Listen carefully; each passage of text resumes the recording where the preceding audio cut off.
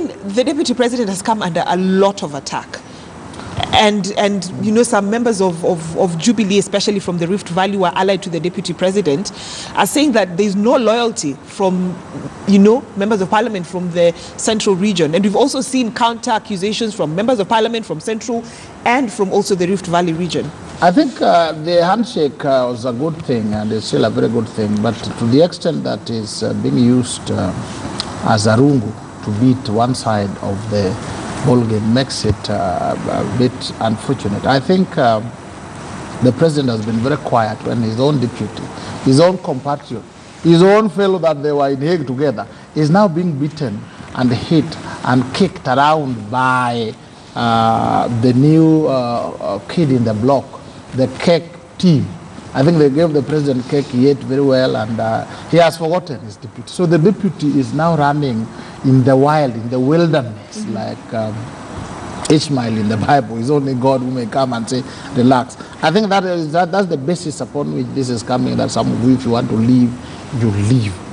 Why should he leave? So that Jubilee can go into tatters, and then the deputy president becomes confused, and then possibly they want him arrested and jailed, and then all is clear.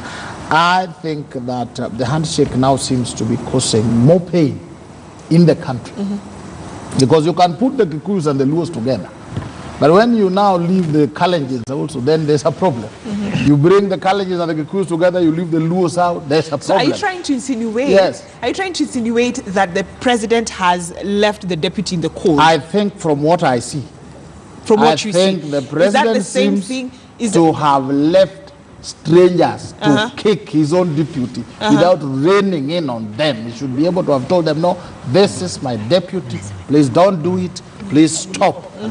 Please ensure that he is accorded the kind of respect the deputy president is accorded, because he is a heartbeat away from the presidency. Let me just weigh in on. Yes. Let me have Honorable Kangata weigh in on this. So because Whether seems to be insinuating a situation whereby the president has left the deputy in cold, and of course he's expected to support his own deputy, owing to the fact that in 2013, 2017, he supported. No, the problem I have with you and also your reporter in Standard is framing this as it is a Central Kenya versus Rift Valley fight. I say so because yesterday the deputy president was in Kiambu.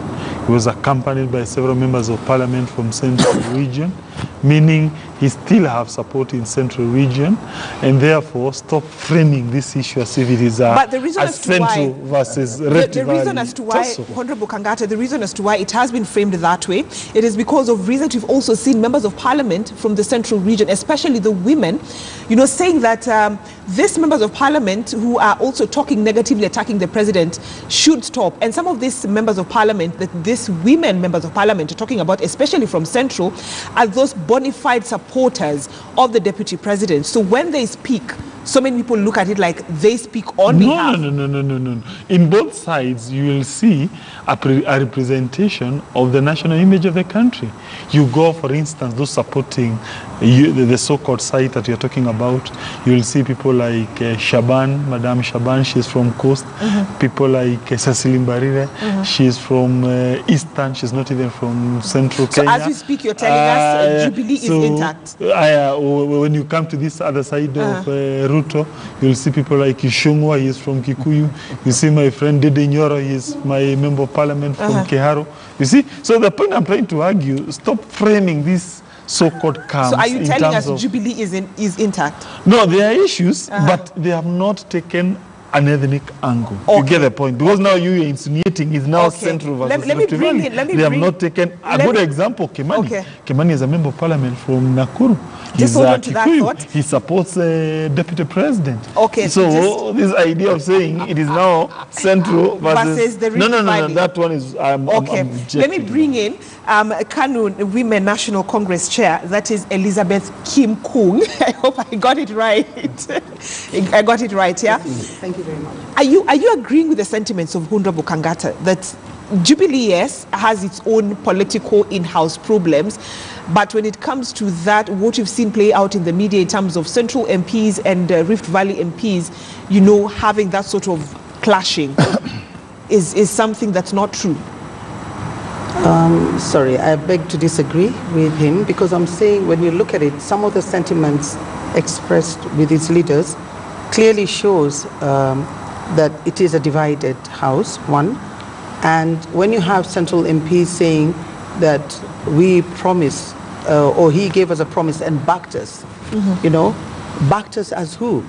The general perception, you know, it's very vague. Somebody would say, are they saying you backed our president because he came from Central? Or are they saying you backed us as individual leaders? So I'm saying there's no clear line, but yes, you can see it's a divided house.